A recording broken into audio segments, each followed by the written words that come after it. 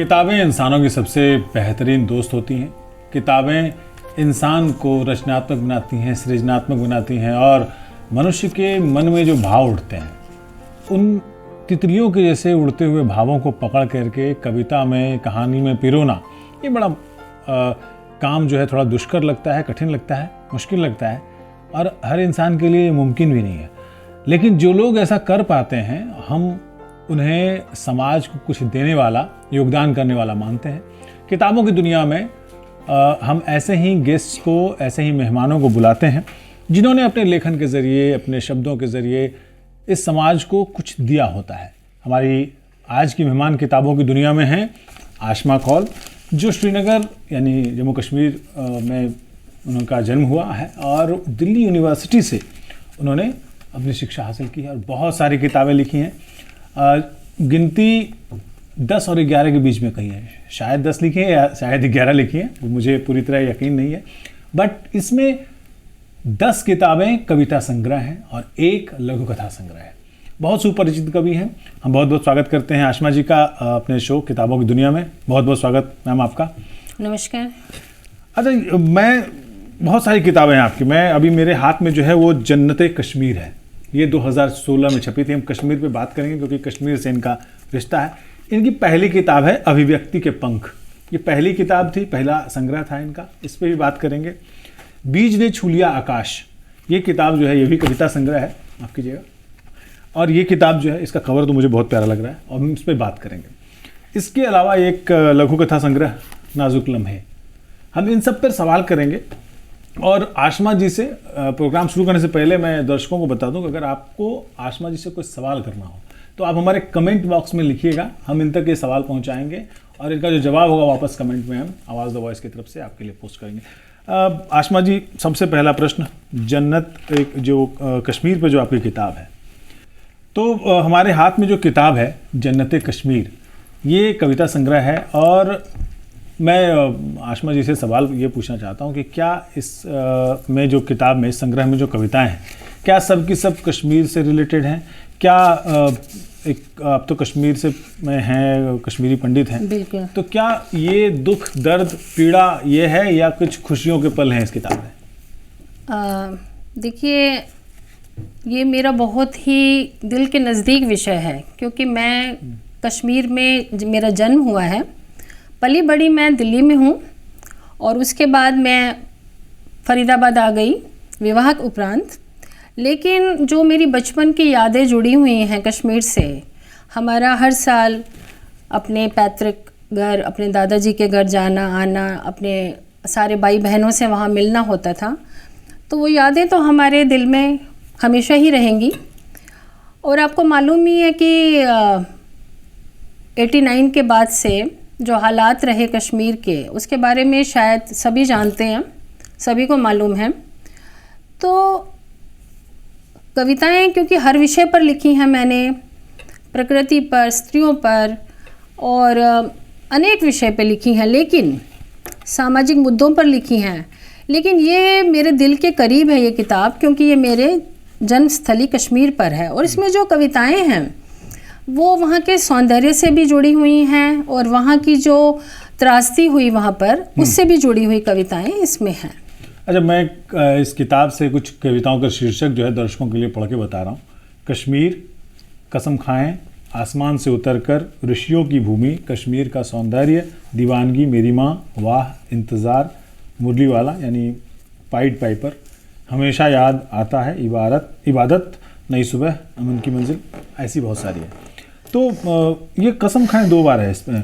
Anyway, मैं चाहूँगा कि आप इसमें से कोई एक कविता भी हम लोगों को सुनाएं ताकि दर्शक समझ सकें कि जन्नते कश्मीर नाम की किताब में कैसी कविता आपने रखी है। उसमें से कोई एक प्रतिनिधि कविता अगर आप पढ़ के हमें सुनाएं। जी, ज़रूर सुनाऊंगी कुछ कविताएं आपको। उससे पहले मैं इसमें जो मेरा आत्मकथ्य है उसमें से मैं कुछ आपको जो मैं चाह रही हूँ बोलना, वो ये है कि जो मैंने इसमें लिखा है कि कविता भावुक दिल की उपज होती है, लेकिन कभी कभी कविता भावुकता और नाजुकता की जगह वास्तविकता का दामन थाम लेती है।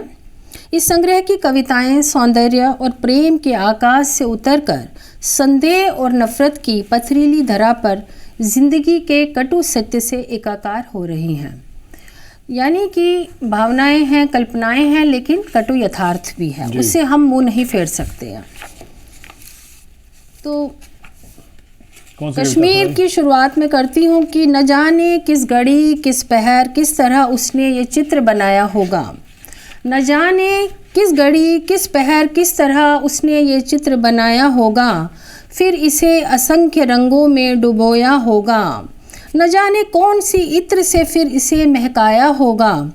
इसे देखकर वो भी सोच में डूबा होगा कि किस तरह उसने ये कश्मीर बनाया होगा, कि किस तरह उसने ये कश्मीर बनाया होगा। बहुत बढ़िया। इस वाकई ये कश्मीर को देख करके तो हमें यही लगता है कि यार क्या भगवान ने, ईश्वर ने क्या चित्रकारी की है, इससे बढ़िया चित्रकार तो कोई हो ही नहीं सकता। बिल्कुल। और ये इसमें जो सौंदर्य इस कविता में है थोड़ा, तो वो मैं आप सबके सामने रखती हूँ। कसम खाएं। मुझे याद आता वतन अपना प्यारा, मुझे याद आता वतन अपना प्यारा, वो मीठी हवाएं, वो दिलकश फिजाएं, पहाड़ों की चांदी पर स्वर्ण मंडित किरणें, कल कल कर बहते वो स्वरमयी झरने, डल झील के सीने पर मचलते शिकारे। आओ आज मिलकर ये कसम खाएं, आओ आज मिलकर ये कसम खाएं, कश्यप की भूमि को आज फिर से हम स्वर्ग बनाएं। इस ऋषि भूमि को आज फिर से एकता के रक्स से सींचें, शहादत और दहशत के बीच एक लकीर खींचें। जिंदगी को आज फिर से आवाज़ दें, जिंदगी को आज फिर से आवाज़ दें, इंसानियत को आज एक नया अंजाम दें। जिस माँ की गोद में पलकर बढ़े हम, जिस माँ की गोद में पलकर बढ़े हम, उसी को अनगिनत जख्म दिए हमने। उस माँ के लिए न हिंदू है कोई न मुस्लिम, उस माँ के लिए न हिंदू है कोई न मुस्लिम, सब उसके बच्चे उसके ज़ख्मों की चादर को आज प्यार के धागे से सी डालें। पूरे विश्व को हम मिलकर पैगाम दें, पूरे विश्व को मिलकर हम पैगाम दें कि रूह जुदा होती नहीं है जिस्म से। कश्मीर के बगैर हिंद का वजूद कैसे, कश्मीर के बगैर हिंद का वजूद कैसे। हम मज़हब के दायरों में नहीं बंटने वाले, हम मज़हब के दायरों में नहीं बंटने वाले। हमारा एक ही अकीदा है जिसे हम कश्मीरियत कहते हैं। पड़ोसी मुल्क को कह दो, पड़ोसी मुल्क को कह दो, हमारी सरजमी पर नज़र न डाले। बहुत बर्दाश्त किया है हिंदुस्तानियों ने यहाँ पर, अब हमारी शराफत का न उठाएं फ़ायदा, अब हमारी शराफत का न उठाएं फ़ायदा। आने वाली पीढ़ी से हमने किया है वायदा, हम अपनी तहज़ीब अपने सुंदर मुल्क को बचाएंगे, हम अपनी तहज़ीब अपने सुंदर मुल्क को बचाएंगे। आओ आज मिलकर ये कसम खाएं कि कश्यप की भूमि को आज फिर से हम स्वर्ग बनाएं, फिर से हम स्वर्ग बनाएं। बहुत बढ़िया, बहुत अच्छे, शुक्रिया। अच्छा आशमा जी, आपने कश्मीर के बाद आपने दिल्ली में अपना पली बढ़ी, तो कैसा एक सांस्कृतिक अंतर दिखता होगा कश्मीर की जो संस्कृति है, वहाँ की जो कश्मीरियत जिसका जिक्र आपने अपनी कविता में किया है, और दिल्ली आने के बाद क्या कल्चरल शॉक लगा था? आप आई थी या आपके माता पिता आए थे? देखिए, मेरा जन्म स्थली कश्मीर है। मेरे मम्मी पापा जो थे, माता पिता जी, वो कश्मीर में ही पले बड़े हैं और हमारा पूरा परिवार वहीं पे था, चाहे मम्मी की तरफ का या पापा की तरफ का। तो हम यहाँ अकेले ही थे क्योंकि पापा सेंट्रल गवर्नमेंट में जॉब करते थे, तो उस वजह से हम लोग यहाँ थे। और हमारा लेकिन फ्रिक्वेंटली आना जाना रहता था, तो हम देखते थे वहाँ जब हम जाते थे, जब बहुत छोटी थी मैं, तो बड़ा अच्छा सौहार्दपूर्ण वातावरण होता था। कभी महसूस ही नहीं होता था कि ऐसा भी आगे जाकर कुछ हो सकता है। एक ही कॉलोनी में अगर 5 मुस्लिम परिवार होते थे तो 2 हिंदू परिवार होते थे, लेकिन बहुत इज़्ज़त दी जाती थी, एक दूसरे की भावनाओं का ख्याल रखा जाता था। मंदिर में घंटे बजते थे तो मस्जिद में अजान होती थी, तो कभी ऐसा सोचा नहीं था कि अचानक से इस तरीके का वातावरण हो जाएगा। और ये बहुत ही हमारे लिए दुख की बात है और हमारे कश्मीर के इतिहास में तो ये काला पृष्ठ ही माना जाएगा कि किस तरह से वहाँ पर 87 में जो है शुरुआत हुई। स्टार्ट तो हो ही गया था 87 में ये सब, लेकिन मुझे लगता है इसके पीछे या तो हमारे जो नेबरिंग कंट्रीज़ हैं पाकिस्तान, वहाँ से ज़्यादा हाथ रहा होगा ज़रूर। पाकिस्तान का नाम ले लेते हैं, पाकिस्तान का हाथ है जी, मैं यकीन रखता हूँ उसमें कि पाकिस्तान का हाथ है और इसमें दुनिया भर को पता है। ज़रूर वहाँ, क्योंकि वहाँ से जो यंग बच्चे थे कश्मीर में, जो छोटे छोटे बच्चों को बरगलाया गया, उन्हें ले जाते थे उठाकर। और ऐसा नहीं है कि पंडित लोग तो हुए ही परेशान, दुखी रहे, मुस्लिम भी जो थे वहाँ पर, उनकी माएँ बहनें वो बहुत परेशान रहती थी क्योंकि उनके बच्चों को ज़बरदस्ती ले जाया जाता था। तो धीरे धीरे वहाँ का माहौल जो है ना इतना ज़्यादा ख़राब हो गया कि सरकारों ने भी बहुत कोशिश की अपने लेवल पे जितना कर सकते थे, पहले वाली सरकार ने, और अब आज की सरकार तो कर ही रही है। तो उन लोगों ने काफ़ी कुछ अपनी तरफ से जो है कोशिशें की, लेकिन फिर भी जो आतंकवाद का जो सांप है ना, वो फन फैला के जो वहाँ बैठा हुआ है ना, उसने सारा माहौल जो ख़राब किया। तो हमारी जो खूबसूरत, जिसको हम जन्नत कहते हैं, स्वर्ग कहते हैं धरती का, तो वो स्वर्ग तो अभी भी है, लेकिन आत्मा तो निकल ही गई। आत्मा निकल गई। अच्छा, मैं एक सवाल करना चाहता था। मैं किसी पाकिस्तान के किसी बड़े राइटर को सुन रहा था, उन्होंने कहा कि शायरों को शादी ज़रूर करनी चाहिए, पत्नी अच्छी मिलेगी तो ज़िंदगी अच्छी हो जाएगी, और अगर पत्नी अच्छी नहीं मिली तो शायरी अच्छी हो जाएगी। तो पोइट्री जो है ना, वो आपकी पोइट्री का शौक या आप उसकी तरफ झुकाव, मैं कहना चाहूँगा, वो किधर से हुआ? क्योंकि या तो पीड़ा से काव्य जो है पीड़ा से उपजता है। वाल्मीकि को पीड़ा से उपजा, जो उन्होंने देखा कि क्रौच का वध किया एक शिकारी ने, तो एक पीड़ा से कविता उपजती है, एक प्रेम से कविता का जन्म होता है। आपके मामले में कविता कहाँ से पैदा हुई? या पीड़ा से, कश्मीर की पीड़ा से जन्मा है, या आपने कोई जीवन में प्रेम ऐसा देखा, मोहब्बत हुई, आशिकी हुई? पूछना नहीं चाहिए, लेकिन मैं पूछ रहा हूँ। नहीं, आप पूछ सकते हैं, आप बिल्कुल पूछ सकते हैं, और मैं भी जवाब दे सकती हूँ कि ये मेरा बड़े बाद का प्रेम नहीं है, बचपन का प्रेम है कविता जी। और शायद मुझे उस टाइम ये भी नहीं पता था कि कविता का अर्थ क्या होता है। When I was in school, मैं स्कूल में थी, छोटी थी, तो some time I use to recite some lines. तो मम्मी मेरी सुनती थी तो वो पूछती थी, बेटा ये आपने कहाँ से सुना? हाँ। तो फिर उनको समझ में आने लगा कि शायद मेरे अंदर कोई कीड़ा है कविता का। हाँ। बहुत छोटी थी, शायद 6th-7th में थी, तो कुछ कीड़ा तो है। तो मम्मी ने मुझे ये बोला, क्योंकि मम्मी हिंदी में रतन भूषण प्रभाकर किया था उन्होंने, तो उनको हिंदी का शौक था पढ़ने का। तो उन्होंने मुझे कहा कि बेटा जो आपके मन में कुछ ख्याल आते हैं तो you note down in some diary. तो मैंने थोड़ा थोड़ा नोट डाउन करना शुरू किया, लेकिन ठीक है, फिर वो अपनी पारिवारिक व्यस्तताएं, उस टाइम इतना नहीं इन चीज़ों की ओर ध्यान दिया जाता था। वो कहते बच्चों पढ़ो, पढ़ाई करो, पढ़ाई की ओर ही होता था। ये पेंटिंग भी बहुत बनाती थी मैं, I used to make paintings also. तो वो कहते थे ठीक है, तो हॉबी है, साइड बाई साइड चलो अपना पढ़ाई करो, ये करो। तो ठीक है, आया गया, हो गया, आता था मन में, कुछ नोट डाउन करती थी। लेकिन शादी के बाद, आफ्टर मैरिज, जब मैं फरीदाबाद में आई तो यहाँ पे कुछ देखा कि लिखने का राइटर्स हैं काफ़ी, और एक माहौल मिला। तो मुझे हस्बैंड ने भी काफ़ी सपोर्ट किया। उन्होंने बोला कि आपने कुछ लिखा हुआ है तो। अच्छा, मतलब मैं ये मान लूँ कि आपके जीवन में प्रेम का प्रवेश शादी के बाद हुआ? जी जी, बिल्कुल सही, बिल्कुल सही। लेकिन आपकी जो पहली किताब है, पहली किताब है ये? हाँ, मेरी पहला संग्रह 2006 में मेरी दोनों किताबें आई थी। अच्छा। 6 और 7 में जो कविताएं मेरे स्कूल कॉलेज की थी। अच्छा, अनुभूति के स्वर और अभिव्यक्ति के पंख। अच्छा। ये मेरी हिंदी अकादमी से इसको अनुदान मिला था, इस संग्रह को। और जो अनुभूति के स्वर है उसको हरियाणा साहित्य अकादमी से अनुदान मिला था मेरे को। और एक्चुअल में स्टार्ट मेरी जर्नी इस किताब से ही हुई थी।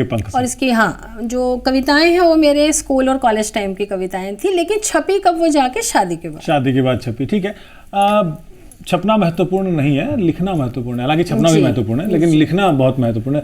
और लिखने के लिए पढ़ना भी उतना ही महत्वपूर्ण है। कौन से कवि ऐसे हैं जिनको पढ़ना बहुत पसंद है, जिनको लगता है कि यार इनको तो पढ़ना, मतलब कभी भी पढ़ते हैं आप, ऐसे कौन से राइटर हैं? देखिए, मैं आपको एक चीज़ बताना चाहूँगी यहाँ पर कि मैं ये मानती हूँ कि कविता हमारा, देखिए हमारा महाभारत, हमारी गीता, हमारे वेद पुराण, ये जो सब है ना, ये काव्य में ही है ना, सारा काव्य में है। तो बचपन से हर घर घर में जो बच्चे हैं ना, उनके मन में ये पढ़ते पढ़ते थोड़ा कहीं से आ ही जाता है। हर इंसान कवि होता है, हर एक के मन में कविता होती है, पर यह है कि कुछ लिखते हैं, कुछ नहीं लिखते हैं। लगाइए कि हर इंसान कवि होता है, मैं नहीं हूँ कवि। ट्राई मैंने बहुत किया लेकिन हुआ नहीं मुझसे कभी जी। लेकिन कहीं होता है अंदर एक जुड़ाव हमारा होता है हमारे जीवन में। मुझे खुशी इस बात की है कि जो हमारा एक काल रहा, पुराना टाइम जो रहा हमारा छायावादी युग, जब महादेवी वर्मा जी, तब से वो जो चला और आज तक आधुनिक युग तक, जो कविता का आधुनिक युग है, उस समय तक कविता को इतना प्यार मिला है, शायद और भी विधाओं को मिला है। मैं नहीं कहती हूँ, असंख्य साहित्य की विधाएं हैं इस टाइम समय, लेकिन जितना प्यार कविता, और आप देख सकते हैं जो इस टाइम फेसबुक, ट्विटर और न जाने कितने उस पर बच्चे कविताएं डाल रहे हैं, लिख रहे हैं, और they feel like doing it, मतलब उनको इच्छा है, वो लिखना चाह रहे हैं। जब आपने सोशल मीडिया का जिक्र किया ना, तो मैं कहना चाह रहा हूँ कि जो आजकल जो मुक्त छंद में लोग ज़्यादा लिख रहे हैं, पहले तुक में लिखते थे जी। तो एक तो मंचीय कवि होते हैं जो कविता के नाम पे चुटकुले लतीफ़े बहुत सुनाते हैं जी। जो हास्य कवि हैं वो तो बिल्कुल कंप्लीटली मंचीय कविताएं अलग होती हैं, बिल्कुल मंचीय कविताएं अलग होती हैं, लेकिन आजकल जो मुक्त छंद में लिखा जा रहा है जी, क्या उससे जो बेसिक इंटरनल रिदम होना चाहिए पोएट्री में, वो गायब हुआ है कि सबके पास सोशल मीडिया होगा, सभी कवि हो गए? अच्छी बात है, या आपको लगता है कि नहीं, एक संपादकीय नियंत्रण तो होना चाहिए? नहीं, आपकी ऑब्जर्वेशन बिल्कुल सही है, क्योंकि मैंने भी देखा है कविता, जैसे आप बता रहे हैं मुक्त छंद की आप कविताओं की बात कर रहे हैं, ज्यादातर वैसे लिखे जा रहे हैं, गीत होते थे, गज़ल है और हाइकू है, और बहुत सारी विधाओं में लिखा जा रहा है। मुक्त छंद कविताओं में अंदरूनी एक लय होनी ही चाहिए, तभी हम, देखिए गद्य और पद्य का फर्क तो कहीं करना है ना हमें। आपको पढ़ के लगना चाहिए कि आप कविता पढ़ रहे हैं, नहीं तो फिर फर्क क्या है गद्य और पद्य में। और कविताएं लिखी जा रही हैं क्योंकि थोड़ा सा मुक्त छंद इसलिए भी हो गया क्योंकि अब आजकल जो है समाज से जुड़ी हुई कविताएं, जो हाशिए पर लोग हैं उनके लिए लिखा जा रहा है बहुत कुछ। तो अब सिर्फ कविता कल्पना और सौंदर्य का मिश्रण नहीं है, उसमें समस्याएं हैं आज के जीवन की हैं और महिलाओं की हैं, और कई तरीके के सामाजिक जो विडंबनाएं हैं उनके ऊपर जो है लोग कलम चला रहे हैं। तो लेकिन कविता में अपनी अंदरूनी लय का होना बहुत ज़रूरी है। और जी आप बात करिए। बच्चे, जो मैं कहती हूँ, मैं हमेशा यही कहती हूँ कि पढ़ना बहुत ज़रूरी है लिखने से पहले। अगर आप एक कविता लिखते हैं तो उससे लिखने का मतलब ये नहीं है कि आपने लिख दी, क्योंकि ये तो देखिए सरस्वती की देन है, मैं मानती हूँ कविता सरस्वती की देन होती है। आपने लिखा कुछ, इसका मतलब नहीं लिख के बस हो गया, नहीं। कभी कभी एक कविता को लिखने में आपको 4 से 6 दिन भी लग सकते हैं, 10 दिन भी लग सकते हैं, और कभी कभी एक क्षण भर में आप कविता लिख देते हैं। तो साहित्य के अंदर जो है, मतलब हम ऐसे सपाट नहीं कह सकते किसी भी चीज़ के लिए कि ये कविता अच्छी और ये कविता अच्छी नहीं है। उसको लिखने वाले की दृष्टि हमें पता होनी चाहिए, वो क्या सोच के लिख रहा है। हाँ, एक बात से मैं आपकी सहमत हूँ कि जो आजकल ये चल रहा है कट पेस्ट और ये सब मामला चल रहा है, वो हम भी देखते हैं, बोलना नहीं हमें चाहिए, बोलना चाहिए, लेकिन वो अच्छी बात नहीं है। आजकल जो युवा वर्ग है उनको अपनी काबिलियत पर विश्वास होना चाहिए, वो पुस्तकें पढ़ें, अच्छी अच्छी पुस्तकें पढ़ें। बहुत पुस्तकें हैं, बहुत लिखने वाले, हमारे इतना कुछ हमारे पास भंडार है किताबों का, तो वो अच्छी पुस्तकों का चयन करें, उन्हें पढ़ें और उसके बाद वो अपना जो है लिखें। और उसमें ज़रूर उनको जो है सफलता मिलेगी। मैं डिस्करेज नहीं करना चाहती किसी को भी, क्योंकि अगर वास्तव में सच में किसी के मन में है, उसको वो लिखना चाहता है, तो ठीक है। वो अगर शुरू में एकदम से हर एक कवि हम बोलें कि लिखते ही वो प्रसिद्धि पा ले, ऐसा संभव नहीं है। देखिए, तो ये आशमा जी जो है ना, वो आशमा जी बच्चों को डिस्करेज नहीं करना चाहती है। मैं करना चाहता हूँ, मैं डिस्करेज करना चाहता हूँ कि आए और फटाफट कविताएं या कहानी या साहित्य या उपन्यास लिखना शुरू कर दिया। पढ़ना बहुत ज़रूरी है। एक सिद्धांत है, मास ट्रांसफ़र का सिद्धांत, जो बायोलॉजी के स्टूडेंट होंगे उनको पता होगा कि अगर शेर 100 किलो मांस खाता है तो एनर्जी ट्रांसफ़र 10% ही होता है उसका। उसी तरह पढ़ाई में भी है। अगर आपने मतलब 100 यूनिट पढ़ाई की तो आपका नॉलेज ट्रांसफ़र आप तक 10% ही होगा, उसका 10% ही होगा। उसको फिर आप जब लिखेंगे तो उसका 10% आपके लेखन में आएगा। तो जैसा कि आशमा जी कह रही हैं, बहुत ज़्यादा पढ़ेंगे तब आपके लेखन में वो निखार आएगा, रिदम आएगा। इंटरनल रिदम की बात हम लोग कर रहे थे। एक गुलजार साहब का एक किस्सा मैं बयान करना चाहता हूँ। जब कजरारे कजरारे एक गाना उन्होंने लिखा जी, तो किसी ने उनसे पूछा कि इस गाने को लिखने में आपको कितना वक्त लगा। तो गुलजार साहब ने जो जवाब दिया वो हर बच्चे को सुनना चाहिए। गुलजार साहब ने कहा कि मुझे लिखने में लगा आधा घंटा, और पूरी ज़िंदगी आधा घंटा, यानी उसको लिपिबद्ध करने में तो आधा घंटा लगा, लेकिन उस गाने के पीछे जो उन्होंने रूपक, अलंकार, सोच, अनुभव, तजुर्बा झोंका है, वो उनकी पूरी ज़िंदगी का है। तभी तो वो कहते हैं कि तेरी बातों में किमाम की खुशबू है। अब किमाम की खुशबू वो नहीं जान सकता जिसने किमाम की खुशबू सूंघी नहीं है या किमाम का इस्तेमाल नहीं किया है।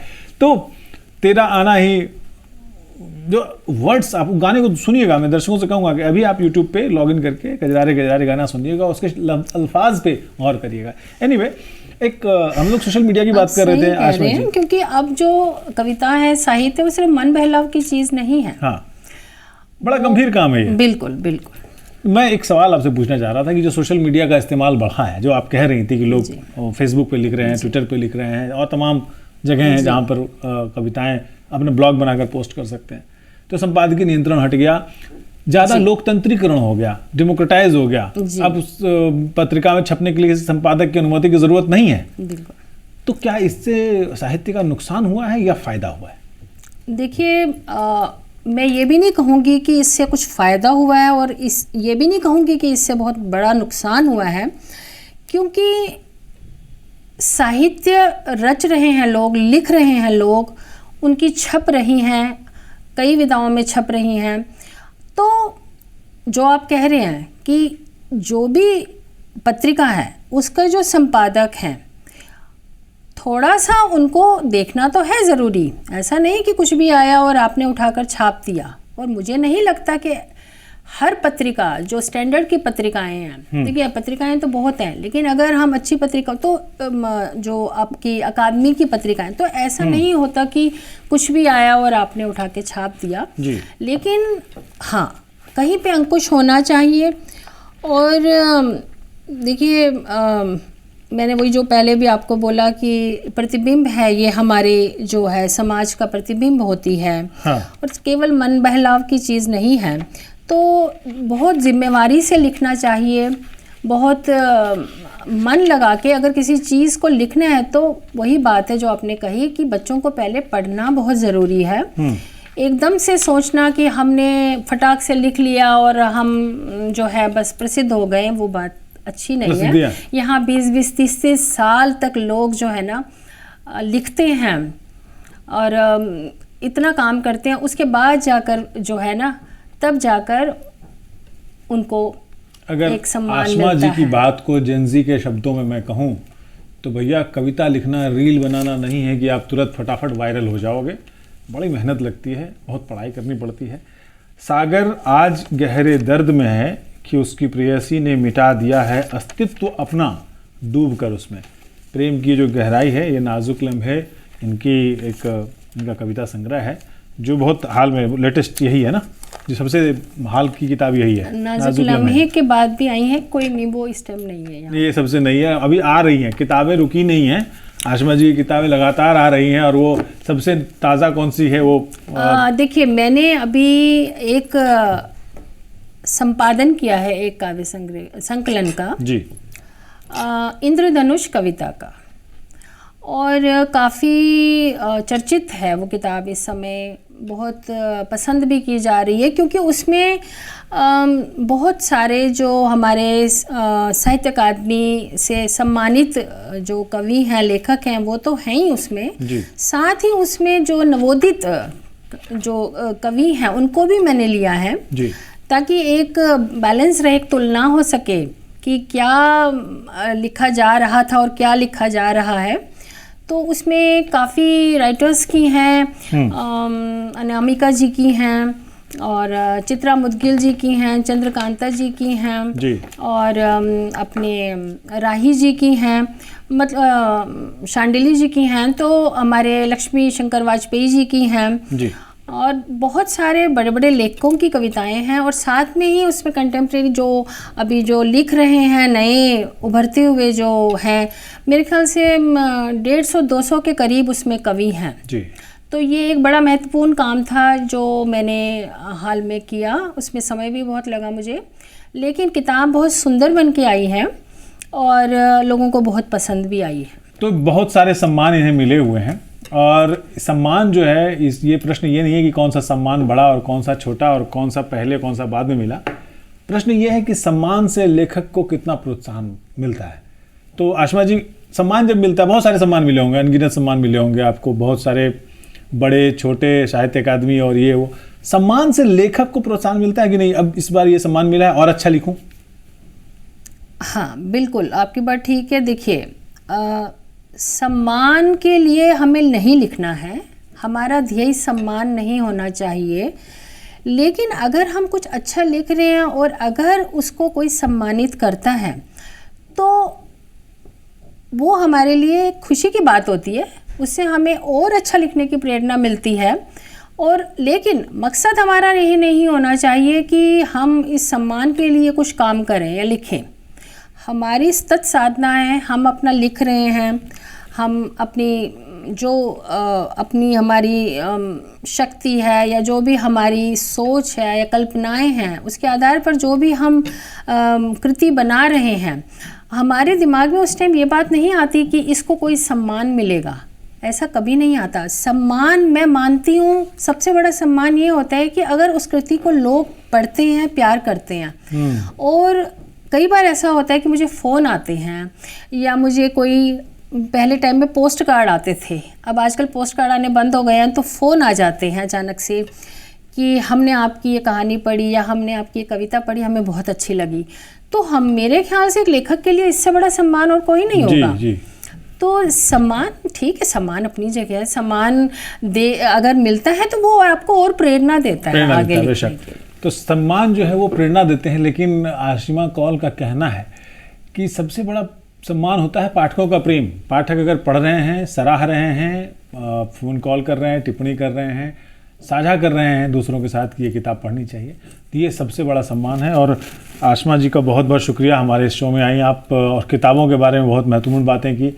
और जो नए नवोदित लेखक हैं, कवि हैं, उनको एक बड़ी सीख दी इन्होंने कि पहले पढ़ो, जज्ब करो, फिर लिखो। ये बहुत बड़ी बात है। बहुत बहुत शुक्रिया आशिमा जी, आप हमारे शो में आई और आवाज़ द वॉइस में इस खास कार्यक्रम में वक्त निकाला, फरीदाबाद से आई आप, बहुत बहुत शुक्रिया आपका। बहुत बहुत धन्यवाद आपका। तो दर्शकों, ये हमारी बातचीत रही आशिमा जी के साथ, जो कश्मीर को जोड़ती हुई हमारी एक सांस्कृतिक प्रतिनिधि के तौर पर, कश्मीर की प्रतिनिधि दिल्ली में और दिल्ली की आवाज़ कश्मीर तक ये पहुंचने वाली आवाज़ रही हमारी।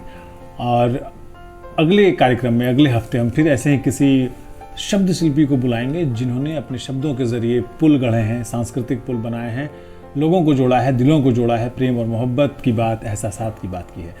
दीजिए विदा मंजीत ठाकुर को और हमारी पूरी टीम को। नमस्कार।